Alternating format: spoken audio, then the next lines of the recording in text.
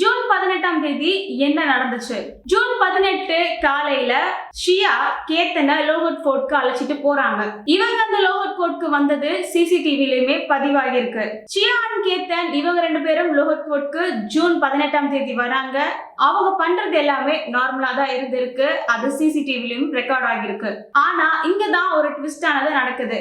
காலை 10:45 மணி அளவுல ஷியா கேத்தனுடைய அம்மாக்கு கால் பண்ணி கேத்தன் பள்ளத்துல தவறி விழுந்துட்டாருன்னு சொல்றாங்க. ஃபர்ஸ்ட் எல்லாருமே இத ஒரு விபத்தா தான் பார்த்தாங்க. ஆனா அதுக்கப்புறம் தான் கேத்தனுடைய ஃபேமிலில ஒரு சந்தேகமானது ஏற்படுது. கேத்தன் ஆல்ரெடி ஒரு எக்ஸ்பீரியன்ஸான ஒரு ட்ரெக்கர். அவர் இந்த மலையில போறது எல்லாமே அவருக்கு சாதாரணமான ஒரு விஷயமாக இருந்திருக்கு. அப்படி இருக்கும்போது கேத்தன் எப்படி தவறி விழுந்திருப்பாருன்ற ஒரு டவுட் ஆனது கேத்தனுடைய ஃபேமிலிக்கு வருது. அண்ட் இந்த ஒரு சந்தேகம் தான் இந்த ஒரு கேஸையே மாற்றி அமைச்சிச்சு. இந்த ஒரு கேஸ்ல போலீஸ் உள்ள வராங்க அண்ட் போலீஸ் உடைய ஆங்கிள் இந்த கேஸை விசாரிக்கிறாங்க. கேத்தனுடைய ஃபேமிலி, ஃப்ரெண்ட்ஸ், உறவினர்கள் சொல்லிட்டு எல்லார்கிட்டயுமே விசாரிக்கிறாங்க. இதுல முக்கியமா அவங்களுடைய செல்போன்ல இருக்கக்கூடிய இன்ஃபர்மேஷன், டிஜிட்டலான எவிடன்ஸ், இதுதான் இங்க முக்கிய எவிடன்ஸாக மாறுச்சு.